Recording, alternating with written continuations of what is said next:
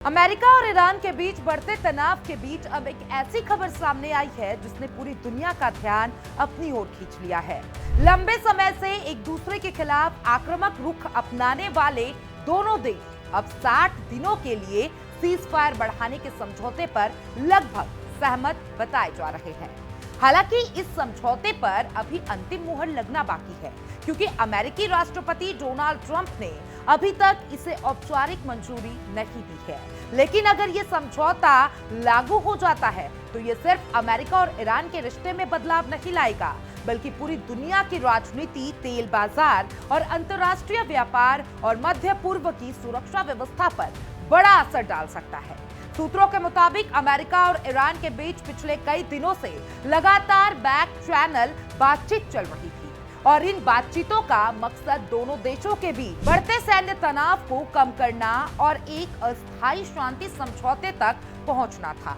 News agency AFP और एक्सआईओएस की report के अनुसार दोनों देशों ने 60 दिनों के सीज फायर एक्सटेंशन के मसौदे पर लगभग सहमति बना ली है। बताया जा रहा है कि मंगलवार तक समझौते का ड्राफ्ट लगभग तैयार हो गया था और दोनों पक्षों के आधिकारिक अंतिम बिंदुओं पर चर्चा कर रहे थे। हालांकि अभी भी अमेरिका और ईरान के शीर्ष नेतृत्व से अंतिम मंजूरी मिलना बाकी है। रिपोर्ट्स के अनुसार इस प्रस्तावित एमओयू की जानकारी अमेरिकी राष्ट्रपति डोनाल्ड ट्रंप को दी जा चुकी है, लेकिन ट्रंप ने अभी तक इस पर अपनी अंतिम सहमति नहीं दी है। कहा जा रहा है कि उन्होंने समझौते को लेकर कुछ और समय मांगा है ताकि वो इसके राजनीतिक और रणनीतिक पहलुओं का आकलन कर सके। ट्रंप का ये रुख इसलिए भी अहम माना जा रहा है क्योंकि वह हमेशा ईरान को लेकर सख्त नीति अपनाने के लिए जाने जाते हैं। अपने पिछले कार्यकाल में उन्होंने ईरान परमाणु समझौते से अमेरिका को बाहर निकाल लिया था और तेहरान पर कई कठोर आर्थिक प्रतिबंध लगाए थे। ऐसे में अगर ट्रंप इस नई डील को मंजूरी देते हैं तो ये उनके रुख में एक बड़े बदलाव के तौर पे देखा जाएगा। दरअसल अमेरिका और ईरान के बीच तनाव कोई नया नहीं है। दोनों देशों के रिश्ते पिछले कई दशकों से बेहद खराब है। कभी परमाणु कार्यक्रम को लेकर विवाद बढ़ता है तो खाड़ी क्षेत्र में सैन्य गतिविधियों को लेकर टकराव हुआ। कई बार हालात इतने तनावपूर्ण हो गए कि दुनिया को डर सताने लगा कहीं ये संघर्ष बड़े युद्ध में ना बदल जाए, और खासकर पिछले कुछ महीनों में स्थिति और ज्यादा गंभीर हो गई थी। खाड़ी क्षेत्र में अमेरिकी सैन्य मौजूदगी बढ़ाई गई थी और ईरान ने भी कई बार चेतावनी भरे बयान दिए थे।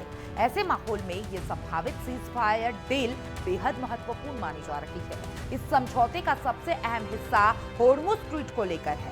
होर्मुज स्ट्रीट दुनिया के सबसे महत्वपूर्ण समुद्री व्यापार मार्गों में से एक माना जाता है।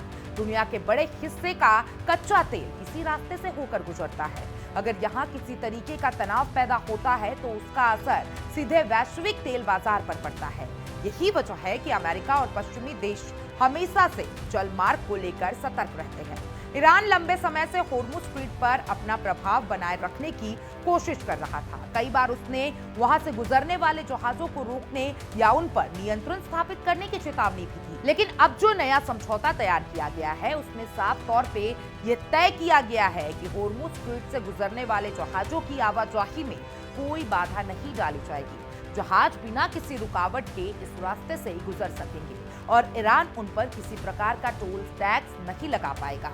इसके अलावा समझौते में ये भी शामिल किया गया है कि इस रणनीतिक जल मार्ग में किसी तरीके की सैन्य धमकी या दबाव की राजनीति नहीं होगी। अमेरिकी अधिकारियों के अनुसार ईरान को 30 दिनों के भीतर इस समुद्री मार्ग में बिछाई गई सभी माइंस हटानी होगी। एक अमेरिकी अधिकारी ने कहा कि होर्मुज स्ट्रीट किसी एक देश का निजी क्षेत्र नहीं बन सकता और यहाँ अंतर्राष्ट्रीय कानून के तहत स्वतंत्र आवाजाही जारी रहनी चाहिए। अगर ये व्यवस्था लागू हो जाती है तो इसका सबसे बड़ा फायदा वैश्विक व्यापार पर होगा।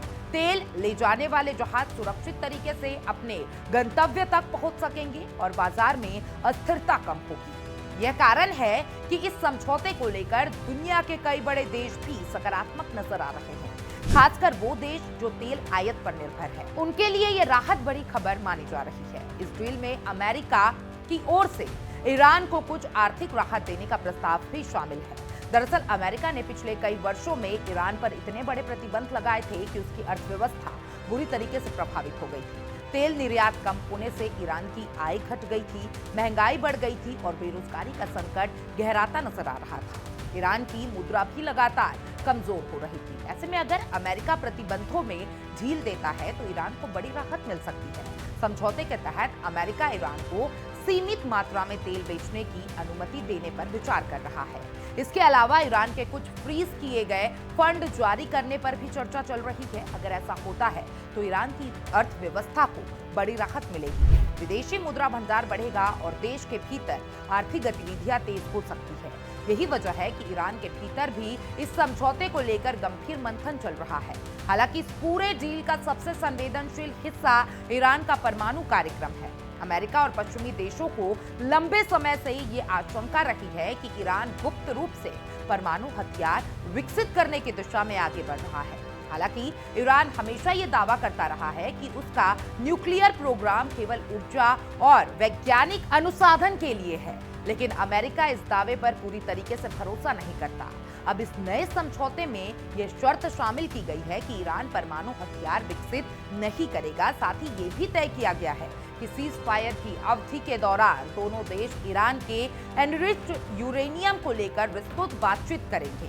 अमेरिका चाहता है कि ईरान अपने संवर्धित यूरेनियम भंडार को कम करे और अंतर्राष्ट्रीय निगरानी के तहत अपनी परमाणु गतिविधियों को पारदर्शी बनाए। वहीं ईरान अपनी संप्रभुता और सुरक्षा हितों को लेकर सतर्क बना हुआ है।